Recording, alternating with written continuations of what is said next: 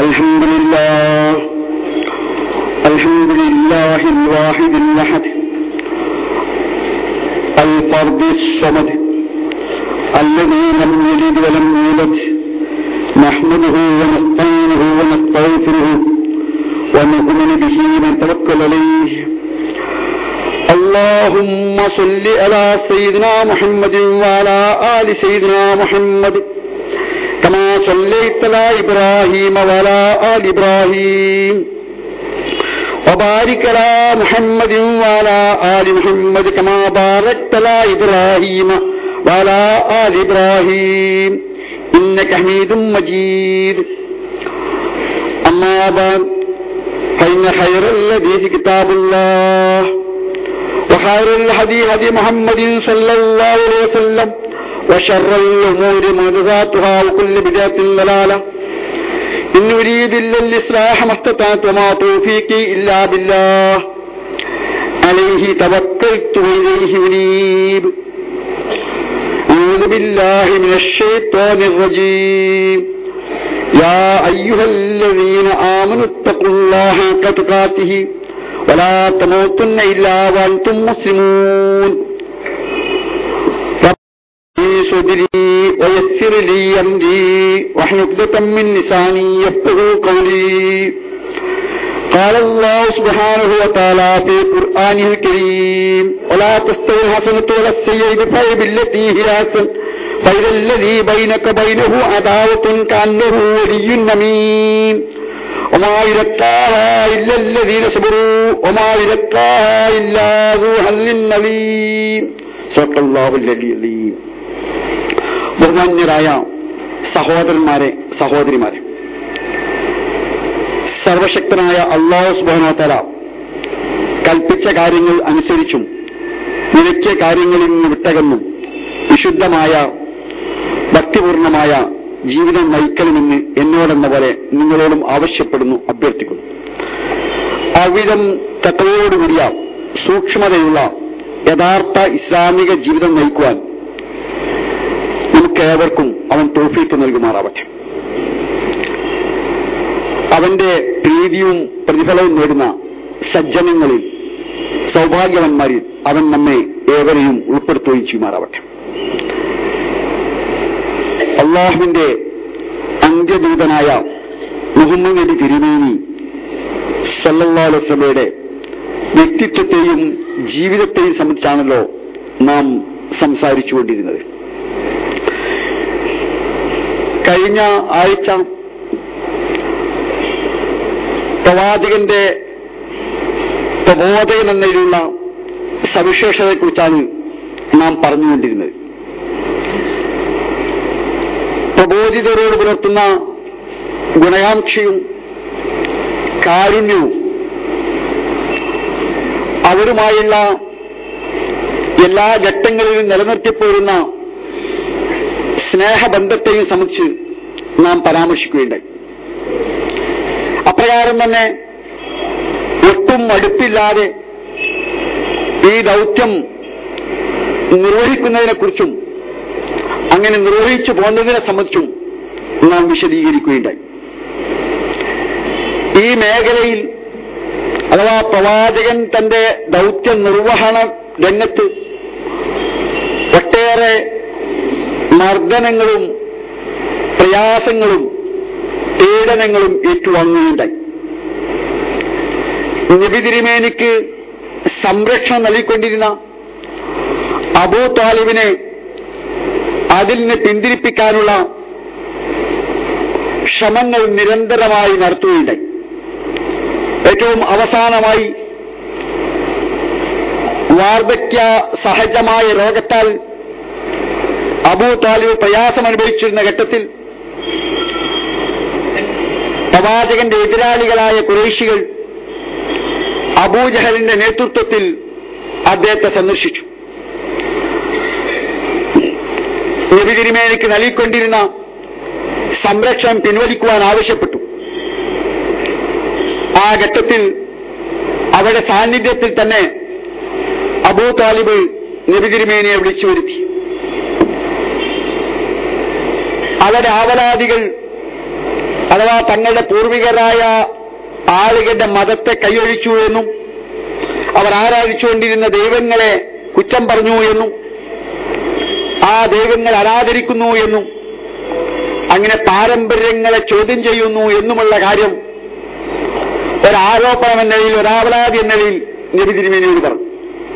അപ്പോൾ നബി തിരുമേനിയുടെ അടുത്തിരുന്ന് മറുപടി പറയാൻ കഴിയാതിരിക്കുമാറ് അബൂജഹൽ അബൂ താലിബിന്റെ അടുത്ത് ചെന്നിരുന്നു. കാരണം അബൂ താലിബിന്റെ അടുത്ത് നബി തിരുമേനി ഇരിക്കുകയാണെങ്കിൽ പ്രവാചകനോട് കുറെ കൂടുതൽ കാരുണ്യം അബൂ താലിബിന് തോന്നുമെന്നും അത് സംഭവിക്കരുത് എന്ന ഒരു നിർബന്ധ ബുദ്ധി ഉള്ളതുകൊണ്ടായിരുന്നു തൊട്ടടുത്ത് തന്നെ അബൂ ജഹൽ ചെന്നിരിക്കുകയും പ്രവാചകനും അബൂ താലിബിനിടയിൽ അദ്ദേഹം ഒരു വിടവ് സൃഷ്ടിക്കുകയും ചെയ്തു. ആ ഘട്ടത്തിൽ നബി തിരുമേനി പറഞ്ഞു, യാ അമ്മി, എന്റെ പ്രിയമുള്ള പിതൃവ്യരെ, ഇന്നി ഉരീദുഹും അലാ കലിമത്തി, അവർ ഒരു വാചകം അവർ അംഗീകരിക്കണമെന്നേ ഞാൻ ആഗ്രഹിക്കുന്നുള്ളൂ. അലാ കലിമത്തും വാഹിദ, ഒരൊറ്റ വാചകം. യഖൂലുനഹ, അവരത് പറയണം. അങ്ങനെ അവർ പറഞ്ഞാൽ എന്താണ് അവർക്ക് ലഭിക്കുക? തദീനു ലഹും ബിഹാ അൽ അറബ്, അതുവഴി അറബികൾ മുഴുവനും അവർക്ക് അധീനപ്പെടും. അപ്പോൾ എന്താണ് അവരോട് നീ ആവശ്യപ്പെടുന്നത് എന്ന ചോദ്യത്തിന്റെ മറുപടിയായി അവരൊരു വാചകം പറയണം. ആ വാചകം പറഞ്ഞാൽ അറബികൾ മുഴുവനും അവർക്ക് കീഴ്പ്പെടും. ഇലൈഹിം ബിഹാ അൽ അജം അൽ ജിസിയ, അനറബികളായ ആളുകൾ അവർക്ക് ജിസിയ നൽകുകയും ചെയ്യും. അഥവാ അറബികളുടെയും അനറബികളുടെയും മേൽ ആധിപത്യം അവർക്ക് നേടിക്കൊടുക്കുന്ന ഒരൊറ്റ വാചകം പറയണമെന്നേ ഞാൻ ആവശ്യപ്പെടുന്നുള്ളൂ എന്ന് പറഞ്ഞു. അപ്പോൾ അവർ ചോദിച്ചു, ഒരൊറ്റ വാചകമോ? ഒരു വാചകമേ പറയേണ്ടതുള്ളൂ? നബി തിരുമേനി പറഞ്ഞു, അതെ. അപ്പോൾ അബൂ താലിബ് ചോദിച്ചു, അയ്യു കലിമത്തിൻ യബ്ന അഖീ, എന്നെ പ്രിയമുള്ള സഹോദരപുത്ര, എന്താണ് നീ ആഗ്രഹിക്കുന്ന ഈ വാചകം? ഖുറൈശികൾ വലിയ പ്രതീക്ഷയിലായിരുന്നു. നബി തിരുമേനിയുടെ എല്ലാ പ്രബോധനവും തങ്ങളുടെ അഭ്യർത്ഥന മാനിച്ച് അബൂ താലിബിനെ പിന്തുണ പിൻവലിക്കുമെന്ന ഭയത്താൽ അതിൽ നിന്നൊക്കെ പിന്തിരിയുമെന്ന പ്രതീക്ഷയോടുകൂടിയായിരുന്നവർ. പക്ഷെ നബി തിരുമേനി പറഞ്ഞ ഒറ്റ വാചകം, അത് ലാ ഇലാഹ ഇല്ലല്ലാഹ് എന്നതാണ്. അപ്പോൾ ലാ ഇലാഹ ഇല്ലല്ലാഹ് എന്ന ഒരൊറ്റ വാക്യം അംഗീകരിച്ചാൽ മതി. അതുവഴി അവർക്ക് അറബും അനർബും അധീനപ്പെടും. അറബികൾ അവരുടെ കീഴ്പ്പെടുകയും അനർബികളായ ആളുകൾ അവർക്ക് ജിസിയ നൽകിക്കൊണ്ട് അവർക്ക് വിധേയമാവുകയും ചെയ്യുന്ന അവസ്ഥ ഉണ്ടാവുമെന്ന് പറഞ്ഞു.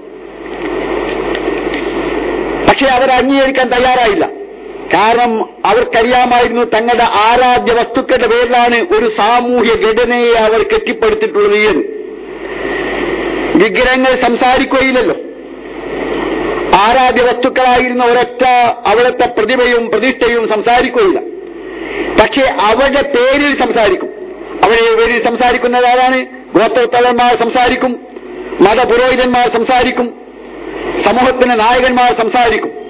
അപ്പോൾ ഈ വിഗ്രഹങ്ങളെ ഉപയോഗപ്പെടുത്തിക്കൊണ്ട് അവരുടെ പേരിൽ സംസാരിച്ചുകൊണ്ട് അവരുടെ മേൽ സമൂഹത്തിന് മേൽ മേധാവിത്വം പുലർത്തുന്ന തങ്ങളുടെ അവസ്ഥ അവസാനിക്കുമെന്ന് അവർക്ക് അറിയാമായിരുന്നു. അതുകൊണ്ട് തന്നെ അവർ അംഗീകരിച്ചില്ല.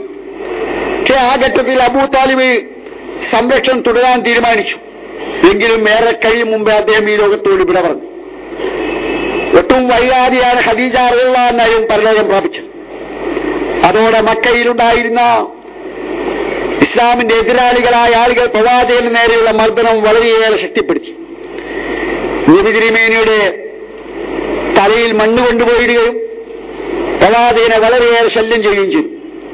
പ്രവാചകന്റെ പുത്രി അത് നീക്കം ചെയ്ത് കരഞ്ഞുപോയി. നബി തിരുമേനി അവരെ ആശ്വസിപ്പിച്ചുകൊണ്ട് പറഞ്ഞു, ലാ തബ്കി യാ ബുനയ്യ, എന്നെ പ്രിയ മോളെ, നീ കരയില്ലേ. ഫൈനല്ലാഹ മാനിയു അബാക്, നിന്റെ പിതാവിന്റെ സംരക്ഷണം തീർച്ചയായും അള്ളാഹു ഏറ്റെടുക്കും. അങ്ങനെ മക്കയിൽ ഇസ്ലാമിക പ്രബോധനം പ്രയാസകരമായ ഘട്ടത്തിലാണല്ലോ കഴിഞ്ഞ ആഴ്ച നാം സൂചിപ്പിച്ചതുപോലെ തായിഫിലേക്ക് അഭയം തേടിപ്പോയത്. അവിടെ അടുത്ത ബന്ധുക്കളുണ്ടായിരുന്നു, നേരത്തെ പരിചയമുള്ള ആളുകളുണ്ട്. അവരിൽ പ്രമുഖരായ 3 ആളുകളുടെ സഹായമാണ് തേടിയത്. 3 പേരും ഒരേ കുടുംബത്തിൽ അംഗങ്ങളായിരുന്നു. അബ്ദിയാ ഏലി, ഹബീബിന് Amr bin Masud, Habib bin Amr, അതുപോലെ മസ്ഊദ് എന്നീ 3 ആളുകളോട് സഹായം തരും. ആ 3 പേരും സഹായം നൽകിയില്ലെന്ന് മാത്രമല്ല, കഠിനമായി മർദ്ദിക്കുകയും പരിഹസിക്കുകയും അവിടെ അഭയം തേടി ചെന്നത് പറയരുത് എന്ന നബി തിരുമേനിയുടെ അഭ്യർത്ഥനയെ അവർ തള്ളിക്കളയുകയും ചെയ്തു. അങ്ങനെയാണ് നബി തിരുമേനി അവിടെ നിന്ന് പ്രയാസത്തോടെ മടങ്ങിയത്. ആ മടങ്ങവേ അവിടുന്ന് പറഞ്ഞ വാചകം ചരിത്രത്തിൽ രേഖപ്പെടുത്തപ്പെട്ടിട്ടുണ്ട്. അള്ളാഹുവെ സംബോധന ചെയ്തുകൊണ്ട് പറഞ്ഞു, ഇലൈകാഷ്കൂ, നിന്നിലേക്ക് ഞാനിതാ ആവലാതി പറയുന്നു. ഖുവ്വത്തി, എന്റെ ശക്തിക്കുറവിനെ കുറിച്ച്, എന്റെ ദൗർബല്യത്തെക്കുറിച്ച്, ഹീലത്തി, എന്റെ തന്ത്രത്തിന്റെ പോരായ്മയെക്കുറിച്ചും. എന്നിട്ട് പറഞ്ഞു, യാ അർഹമർ റാഹിമീൻ, കരുണ ചെയ്യുന്നവരിൽ പരമകാരുണികനായവനെ, അൻത റബ്ബുൽ മുസ്തഗ്ഫീൻ, നീ മർദ്ദിതരായ മനുഷ്യരുടെ മുഴുവൻ രക്ഷകനാണല്ലോ. ഇല്ലം യകും ബിക അലയ്യ ഗളബുൻ ഫലാ ഉബാലി, ഇങ്ങനെയൊക്കെയാണ് കാര്യങ്ങളെങ്കിലും നിനക്കെന്നോട് കോപമില്ല എങ്കിൽ എനിക്കതൊരു പ്രശ്നമേ അല്ല എന്ന് പറയുകയുണ്ടായി. അങ്ങനെ നബി തിരുമേനി അള്ളാഹുവിൽ ഭരമേൽപ്പിച്ചു. ആ ഘട്ടത്തിൽ നബി തിരുമേനി സ്വല്ലല്ലാഹു അള്ളാഹുവിന്റെ മലക്കുകൾ വന്ന് ചോദിച്ചു, ഈ ത്വായിഫ് നിവാസികളോട് ഞാൻ പ്രതികാരം ചെയ്യട്ടെ എന്ന് ചോദിച്ചു. നബി തിരുമേനി അരുതി എന്ന് പറഞ്ഞ ശേഷം പറഞ്ഞു, അവർക്ക് നേർവഴി കാണിച്ചു കൊടുക്കണമേ എന്ന് പറഞ്ഞുകൊണ്ട് പറഞ്ഞു, ബൽ അർജു അൻ യുഖ്രിജല്ലാഹ് മിൻ അസ്ലാബിഹിം, അവരുടെ മുതുവലിൽ നിന്ന് അഥവാ അവരിൽ നിന്ന് അല്ലാഹു സുബ്ഹാനഹു വ തആല ഒരു ജനതയെ ഉയർത്തെഴുന്നേൽപ്പിക്കുമെന്നും ഉണ്ടാക്കുമെന്ന് ഞാൻ പ്രതീക്ഷിക്കുന്നു, പുറപ്പെടുവിക്കുമെന്ന് ഞാൻ പ്രതീക്ഷിക്കുന്നു. ആരെ? ഏതൊരു ജനത?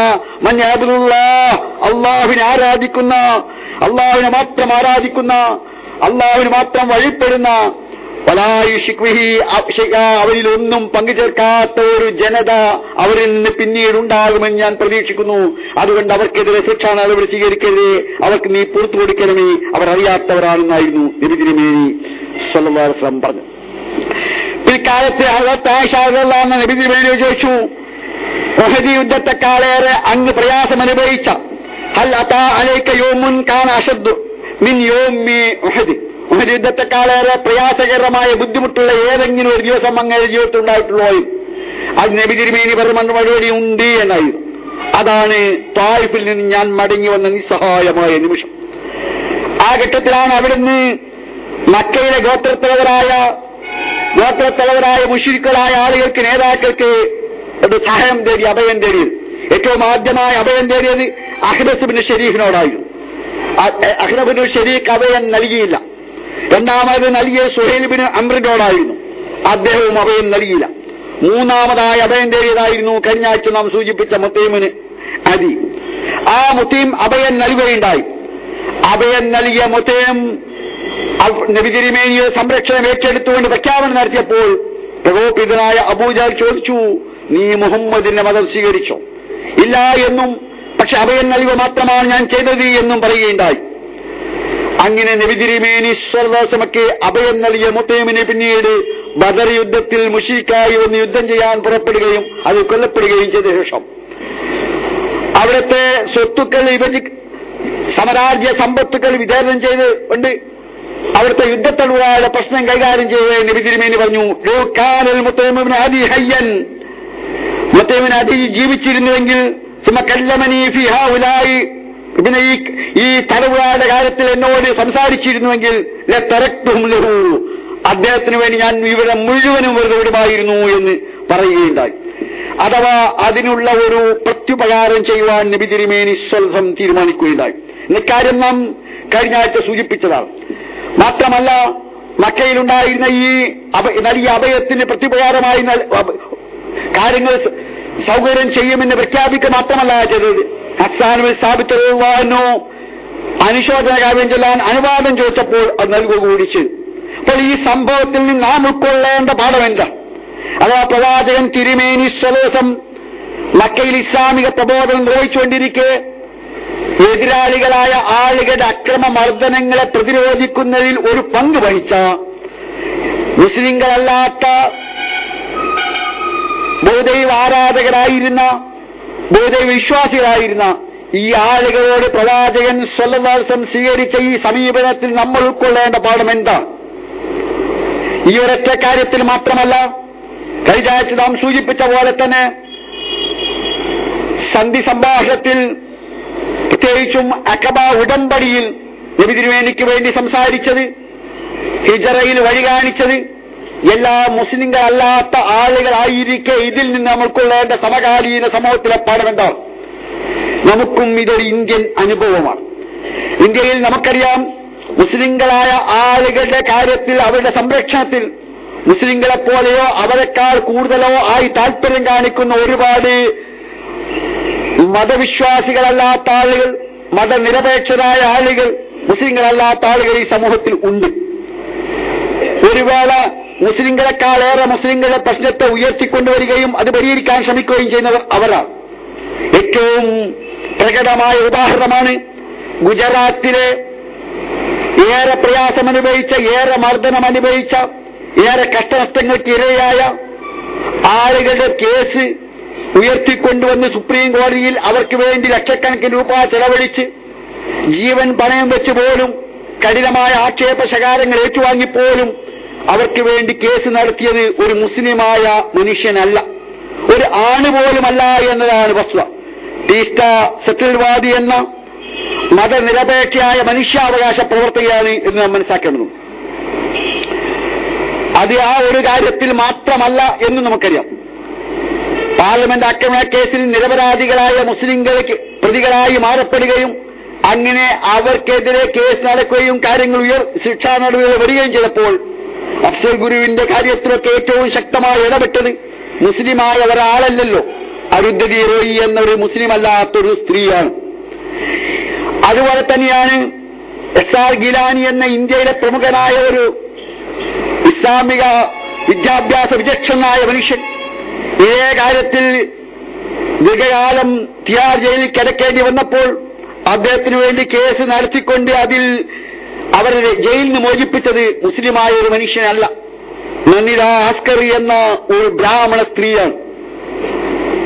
ഞാൻ സൂചിപ്പിക്കുന്ന സമകാലീന ഇന്ത്യൻ സാഹചര്യത്തിലും പ്രവാചകന്റെ കാലഘട്ടത്തിലെ പോലെ മുസ്ലിങ്ങളല്ലാത്ത ഒരുപാട് സഹോദരന്മാരും സഹോദരിമാരും മുസ്ലിം സമൂഹത്തിന്റെ പ്രശ്നങ്ങൾ ഏറ്റെടുത്തുകൊണ്ട് മനുഷ്യസ്നേഹപരമായ നീതിപൂർവമായ സമീപനം സ്വീകരിക്കുന്നവരായി നമുക്ക് കാണുവാൻ കഴിയും.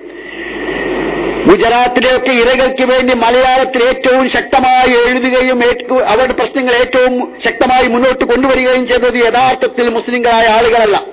എന്തിനേറെ ഗുജറാത്തിലെ ആ ക്രൂരമായ കൂട്ടക്കൊലയുടെ ചിത്രങ്ങൾ എടുത്ത് ലോകത്തിനു മുമ്പിൽ കൊണ്ടുവന്നത് ആനന്ദ് പടുവർദ്ധന എന്ന ഒരു സഹോദര സമൂഹത്തിലെ കലാകാരനാണ് എന്ന് നാം മനസ്സിലാക്കേണ്ടതുള്ളൂ. അതുപോലെ തന്നെ വ്യാജമായ ഏറ്റുമുട്ടലിന്റെ പേരിൽ ഇപ്പോൾ ഇന്ത്യയിൽ പല നിരപരാധികളായ മുസ്ലിങ്ങളും കൊല്ലപ്പെടുന്നുണ്ട്. ആ ഏറ്റുമുട്ടലിന്റെ കഥകൾ അതിന്റെ മുഴുവൻ ഹൃദയസ്പർശത്തോടെ അതിന്റെ മുഴുവൻ വികാരങ്ങളോടും കൂടി ഒപ്പിയെടുത്തുകൊണ്ട് ലോകത്തിനു മുമ്പിൽ കൊണ്ടുവന്നുകൊണ്ടിരിക്കുന്നത് ശുഭ്രനാഥ് ചക്രവർത്തി എന്ന ചെറുപ്പക്കാരനായ ഒരു അമുസ്ലിം സഹോദരനാണ്. ഇതിങ്ങനെ ഒറ്റപ്പെട്ട ഒരു സംഭവമാണ് നമ്മൾ ധരിക്കേണ്ടതില്ല. കേരളക്കരയിൽ പോലും അവർക്ക് വേണ്ടി അതിശക്തമായി എഴുതിയ ആളുകൾ, ആ കൂട്ടത്തിൽ എഴുതിയ ഒരാളാണ് കഴിഞ്ഞ ദിവസം മരിച്ച കടമന്നിട്ടായി എന്നത്. വളരെ വളരെ വികാര തീവ്രമായ വിഷയം അവതരിപ്പിച്ച ആളുകളിൽ ഒരാളാണ് അദ്ദേഹം. ഇങ്ങനെ ഞാൻ സൂചിപ്പിക്കുന്നത് മുസ്ലിങ്ങളല്ലാത്ത ഒരുപാട് ആളുകൾ ഇന്നും മുസ്ലിം സമൂഹത്തിന്റെ പ്രശ്നങ്ങൾ ഉയർത്തിക്കൊണ്ടുവരികയും അവർക്ക് വേണ്ടി നിലകൊള്ളുകയും ചെയ്യുന്നുണ്ട്. അവരോട് നാം സ്വീകരിക്കേണ്ട നിലപാട് എന്ത് എന്ന് ചോദിച്ചാൽ, പ്രവാചകൻ എന്തെന്നായിരുന്നുവോ ആ കാലഘട്ടത്തിലെ പ്രവാചകന്റെ സമൂഹത്തെ, ഇസ്ലാമിക സമൂഹത്തിന് അനുകൂലമായ നിലപാട് സ്വീകരിച്ച സഹോദര സമൂഹങ്ങളോട് സ്വീകരിച്ചത് അതേ നിലപാടാണ് സ്വീകരിക്കേണ്ടത് എന്നർത്ഥം. പ്രവാചകൻ തിരുമേനിക്കെതിരെ അവർ യുദ്ധം ചെയ്യാൻ വന്നപ്പോൾ, മുത്തയും ബദറിൽ പ്രവാചകനെ യുദ്ധം ചെയ്യാൻ വന്നപ്പോൾ പറഞ്ഞു, മുത്തൈമിനെ കണ്ടാൽ കൊല്ലരുതേ എന്ന് പറഞ്ഞു. പിന്നീട് യുദ്ധത്തടവുകാരുടെ പ്രശ്നം ഉയർന്നപ്പോൾ പറഞ്ഞു, ആ യുദ്ധത്തടവുകാരായ മുഴുവൻ ആളുകളെയും മുത്തയും പറഞ്ഞിരുന്നെങ്കിൽ ഞാൻ വെറുതെ വിടുമായിരുന്നു എന്ന്.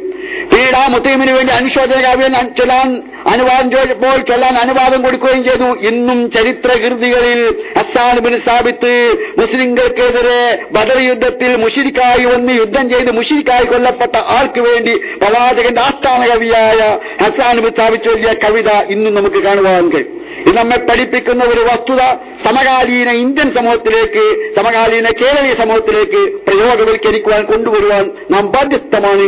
അങ്ങനെയാണ് പ്രവാചകനെ സ്നേഹിക്കൽ. പ്രവാചകനെ സ്നേഹിക്കുക എന്ന് പറഞ്ഞാൽ പ്രവാചകന്റെ മാതൃകയുടെ പ്രയോഗവൽക്കരണമാണ്. അതിന്റെ ആനുകാലിക ലോകത്തിൽ അതിന് നടപ്പാക്കുക എന്നതാണ് പ്രവാചകനോടുള്ള സ്നേഹപ്രകടനം എന്ന് നാം മനസ്സിലാക്കേണ്ടത്. അപ്പോൾ ഞാൻ സൂചിപ്പിക്കുന്നത് ജീവിതത്തിന്റെ ബഹുമുഖമായ മേഖലകളിലുള്ള ഇങ്ങനെ മാതൃകയുണ്ട്.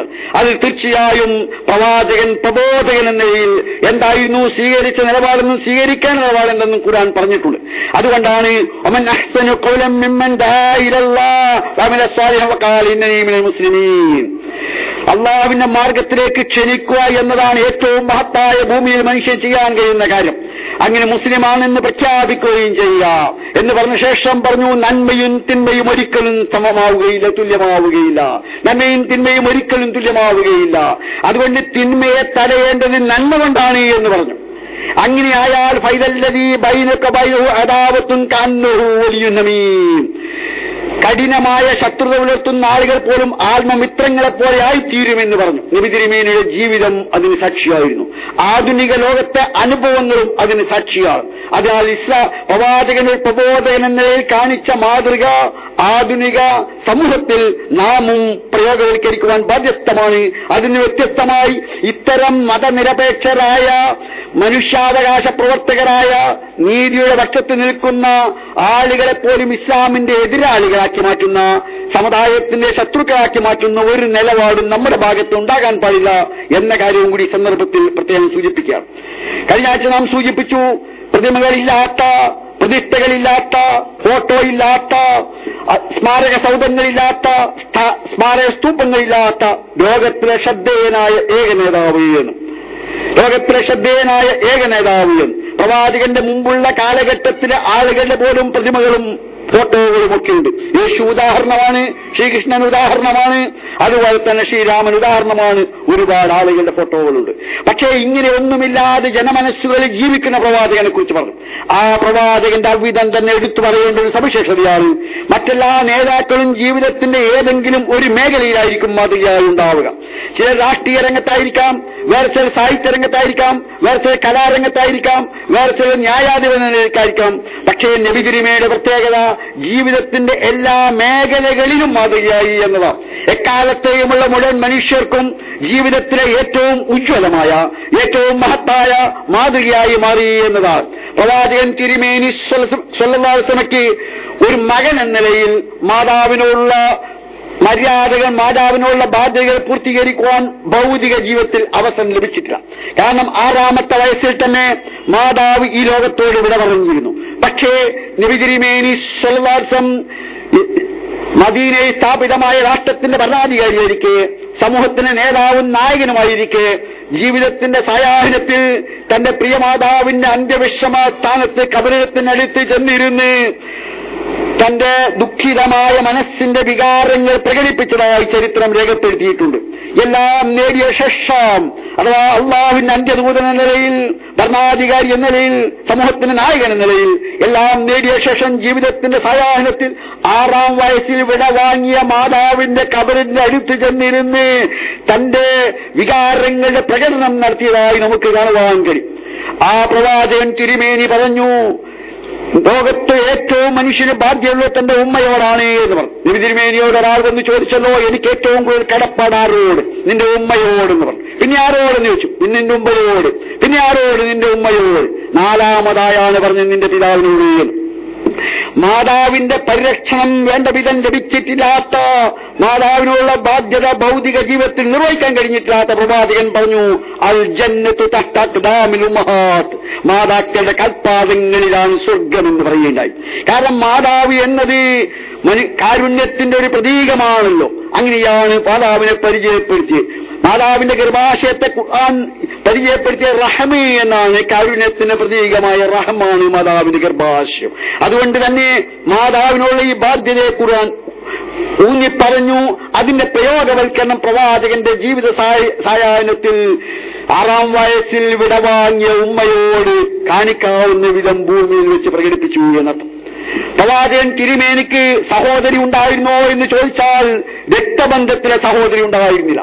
പക്ഷേ മുലകുടി ബന്ധത്തിലെ സഹോദരി ഉണ്ടായിരുന്നു. ആ സഹോദരിയെ നബി തിരുമേനി സ്വല്ലല്ലാഹു അലൈഹി വസല്ലം മുലകുടി കാലത്തിന് വേർപിരിഞ്ഞ ശേഷം കണ്ടുമുട്ടുന്നത് ഹുനൈൻ യുദ്ധത്തിന് ശേഷമായിരുന്നു.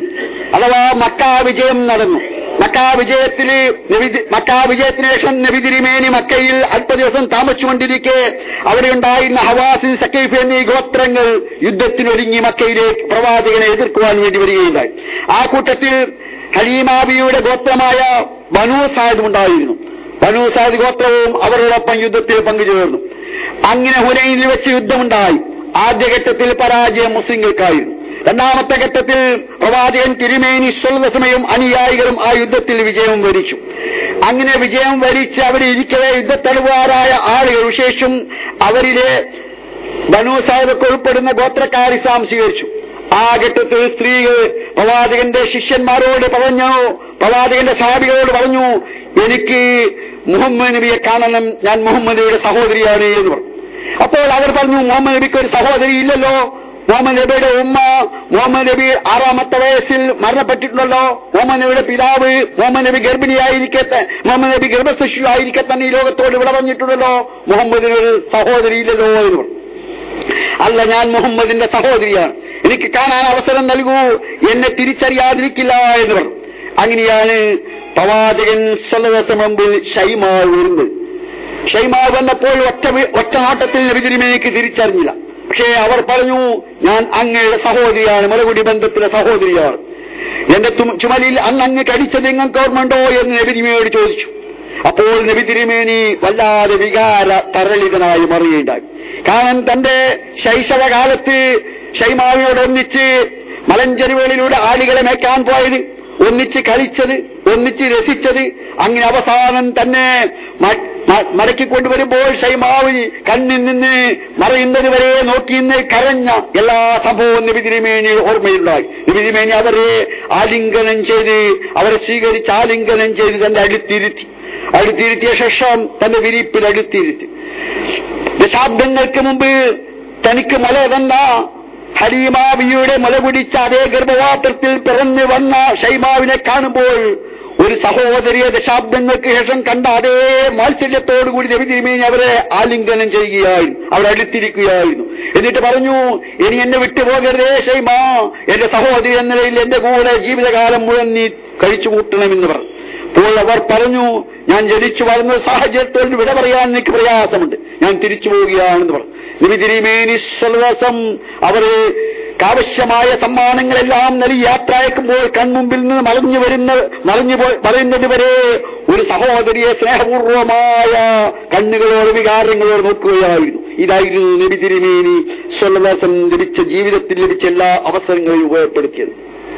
അപ്പോൾ പിതാവെന്ന നിലയിൽ, മകൻ എന്ന നിലയിൽ, സഹോദരൻ എന്ന നിലയിൽ, ഭർത്താവ് എന്ന നിലയിൽ, ഭരണാധികാരി എന്ന നിലയിൽ, സർവസൈന്യാധിപൻ എന്ന നിലയിൽ, ന്യായാധിപൻ എന്ന നിലയിൽ, ഒരു സാധാരണ മനുഷ്യൻ എന്ന നിലയിൽ, സമൂഹത്തിലെ ഒരു അംഗമെന്ന നിലയിൽ നബി തിരുമേനി എങ്ങനെ ജീവിച്ചു എന്നത് പഠന വിഷയമാക്കേണ്ടതാണ്. ഇത് നിങ്ങൾ ഓർത്തു നോക്കൂ.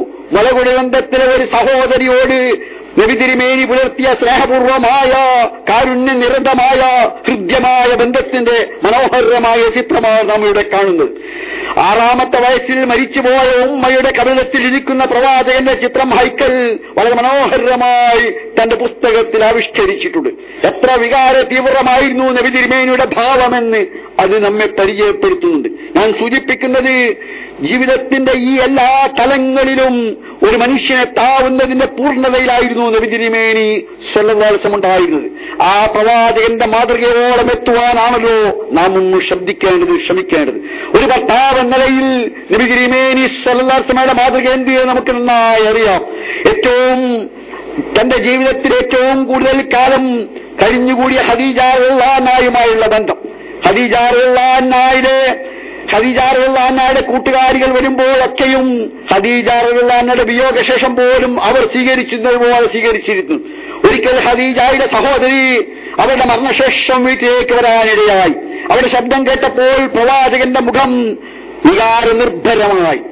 തന്റെ സഹധർമ്മിണിയോടൊപ്പം ജീവിതം പങ്കിട്ട നാളുകൾ മുഴുവനും അപ്പോൾ അവർ നബി തിരുമേനി അനുസ്മരിക്കുകയായിരുന്നു.